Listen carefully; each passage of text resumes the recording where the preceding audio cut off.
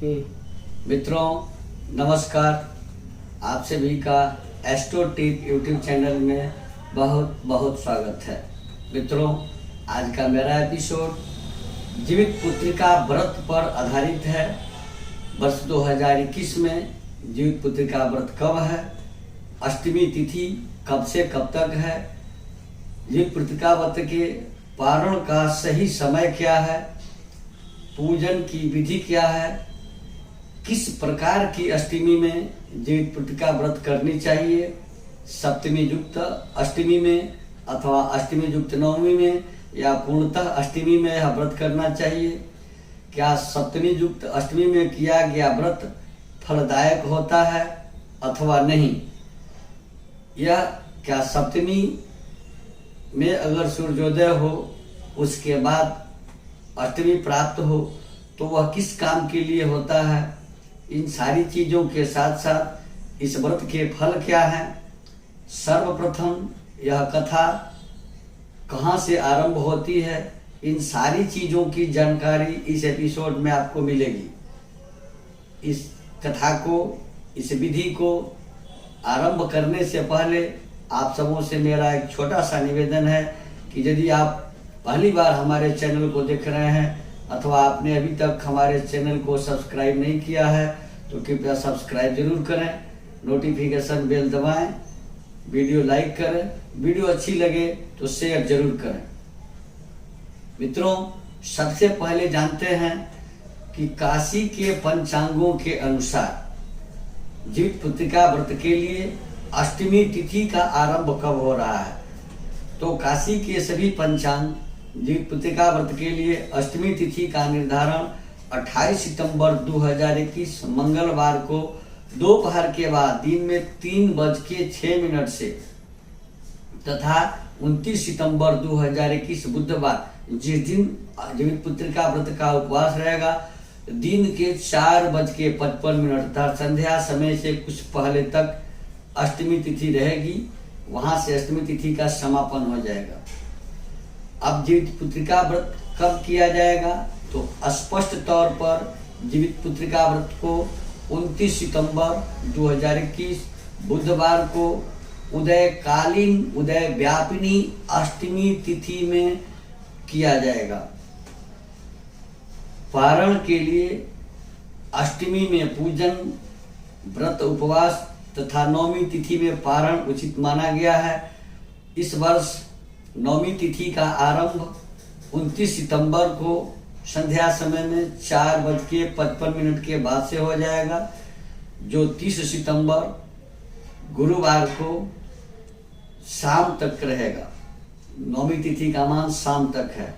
अब सूर्योदय के बाद आप 30 सितंबर को गुरुवार के दिन 30 सितंबर को सूर्योदय के बाद कभी भी पारण किया जा सकता है। जब तक नवमी है तब तक पारण किया जा सकता है। अब सवाल उठता है कि सप्तमी युक्त अष्टमी तिथि में क्या यह व्रत करना चाहिए। यदि सूर्योदय के समय सप्तमी तिथि हो और उसके उपरांत में अष्टमी तिथि हो रही हो तो ऐसे में व्रत करना संतान के लिए हानिप्रद कहा गया है। यह हानि कराता है। और सूर्योदय के समय अगर अष्टमी तिथि हो और उपरांत में नवमी तिथि हो जाए या पूरे दिन अष्टमी रहे तो यह व्रत कल्याणकारी और सुख तथा सुख सौभाग्य को देने वाला होता है। मिथिला और गौड़ निबंधों में इसका आलेख मिलता है कि चंद्रोदय व्यापिनी अष्टमी महालक्ष्मी पूजन के लिए, महाअष्टमी पूजन के लिए ग्रह है, मान्यता है, किंतु जीवित पुत्रिका व्रत के लिए मान्यता नहीं है। अब भ्रम यही फंस जाता है कि पंचांग कोई लोग बोलते हैं देख करके कि आज है और कल है और जनता इसके चक्कर में फंस जाती है। तो यह आज स्पष्ट जान लीजिए कि रात्रि में अष्टमी हो या न हो, सूर्योदय के समय अष्टमी का होना जीवित पुत्रिका व्रत के लिए आवश्यक है। जीवित पुत्रिका व्रत सभी माताएं अपने पुत्र की दीर्घायुत्व, सुखी जीवन और स्वस्थ जीवन के लिए करती हैं। जिन माताओं के पुत्र नहीं हैं वे पुत्र प्राप्ति के लिए इस व्रत को करती हैं। यह कठिन और घोर तपस्या का व्रत होता है। 24 घंटे से अधिक माताएं निर्जल उपवास रहकर अपने पुत्र की दीर्घायु की कामना से यह व्रत करती हैं। इस व्रत को करने से पुत्र की आयु की रक्षा, सुखी तथा स्वस्थ जीवन प्राप्त होता है। जिन्हें पुत्र नहीं है वो पुत्र की कामना से करती हैं। अब सर्वप्रथम यह कथा आरंभ कहाँ से होती है? तो द्वापर युग में महाभारत के लड़ाई के बाद पांडु के पुत्रों को द्रोणाचार्य के पुत्र अश्वत्थामा ने मार दिया और इस पर दुखी होकर द्रौपदी जी ने इसका उपाय ढूंढा और धौम्य ऋषि से इसका कारण पूछा, इसका निवारण पूछा कि किस तरह से पुत्र नहीं बने, उनकी आयु बड़ी हो। तो धौम्य ऋषि ने राजा जीमूतवाहन की कथा उन्हें सुनाई, जो गौतम ऋषि से उनको प्राप्त हुआ था। राजा जीमूतवाहन, संक्षिप्त में बता रहा हूँ, राजा जीमूतवाहन अपने पत्नी सहित ससुराल गए थे और रात्रि में एक बुढ़िया के क्रंदन की, रोने की आवाज आती है कि मेरा पुत्र मारा गया।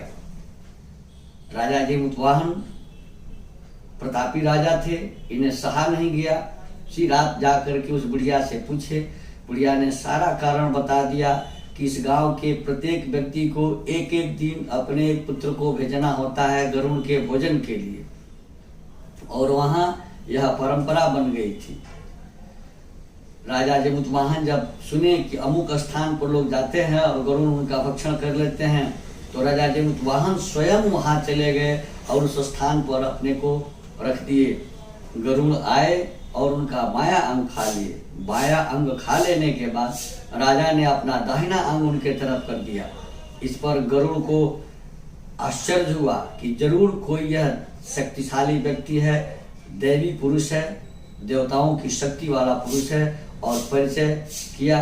उसके बाद परिचय हो जाने के बाद गरुड़ ने वरदान दिया राजा जीमूतवाहन को और स्वर्ग से अमृत लाकर वहां मृत पड़े सारे अस्थियों पर छिड़काव किया, जिससे सभी मृत आत्माएं जीवित हो गईं। अब सप्तमी तिथि से रहित, अर्थात जिस तिथि में सप्तमी नहीं हो, केवल अष्टमी हो, जो स्त्री अष्टमी तिथि में जीवित पुत्रिका की और कुश की मूर्ति बनाकर पूजा करती है, उसका सौभाग्य बढ़ता है। अष्टमी तिथि में व्रत करना और नवमी तिथि में पारण करना बहुत शुभ होता है। जब गौतम ऋषि की कथा धौम्य ऋषि द्रौपदी को सुना रहे थे, उसी समय पेड़ के एक खोडर में बैठी हुई एक चिल्ली सुन रही थी और चिल्ली ने यह कथा श्रीगाली को भी बताया। श्रीगाली और चिल्ली ने दोनों ने व्रत किया।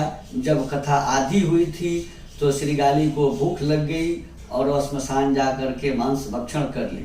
इससे श्रीगाली के पुत्र मरे और चिल्ली के पुत्र जीवित रहे। नौवीं तिथि में चिल्ली ने गौशाला में जाकर गाय के स्तन से दूध पान किया और उसके बाद व्रत का पारण किया।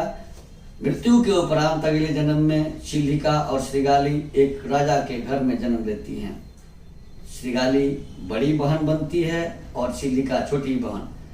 लेकिन पूर्व जन्म के कृत पापों के चलते श्रीगाली के 7 पुत्र हुए, 7 पुत्र मर गए, जबकि चिल्लिका के सभी पुत्र जीवित थे।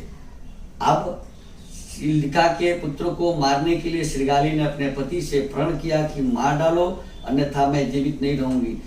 तो जब चिल्लिका के पुत्रों को श्रीगाली के पति ने मारा और एक बक्से में उनके मुंडों को उठा करके वहां भेजा, वहां वे मुंड बेशकीमती जवाहरात हीरे बन गए थे और पुत्र भी जीवित थे। इस पर आश्चर्य से श्रीगाली ने चिल्लिका से पूछा कि बहन तुमने कौन सा तप किया? तब उसने बताया कि पूर्व जन्म में हम दोनों चिल्लिका और श्रीगाली थे, हमने विधि पूर्वक कथा और व्रत का पालन किया और तुमने नहीं किया, तुमने मांस भक्षण किया, इसलिए तेरे पुत्र नष्ट हो गए। तो कहने का तात्पर्य है कि कथा लंबी है, पुस्तकों में है, आप इसका श्रवण किसी ब्राह्मण के द्वारा, घर के किसी सदस्य के द्वारा नहीं कोई है तो किसी महिला के द्वारा जो इस कथा को सुन चुकी है, जो जानती है, उसे सुन सकते हैं।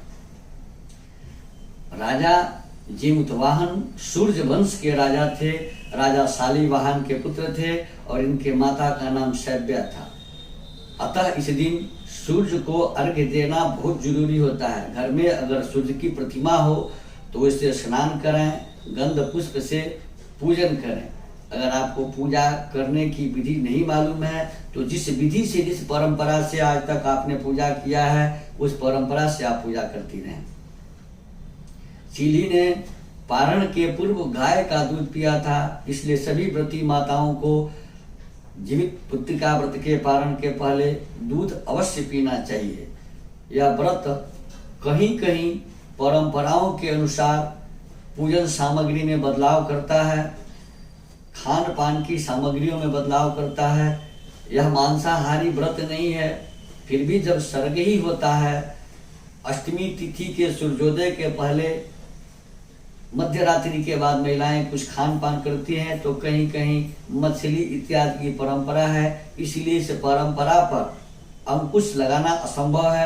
आप अपने लोक परंपराओं के आधार पर, अपने स्थानीय परंपराओं के आधार पर अपना खान पान और पूजन कर सकते हैं। अब ध्यान रखना है कि अष्टमी के उपवास में कथा जरूरी सुनना है। कोई कथावाचक न हो तो आप पढ़ना चाहती हैं तो आप खुद कथा पढ़ लें। वह भी नहीं जानती हैं, पढ़ने में समर्थ हैं, तो किसी से मौखिक रूप से कथा सुन लें। इस प्रकार करने से यह व्रत पूर्णतः फलदायी होता है। पुत्र की आयु बढ़ती है, सुख समृद्धि प्राप्त होती है, निरोग जीवन रहता है। जिनके पुत्र नहीं है उन्हें पुत्र की प्राप्ति होती है। धन्यवाद।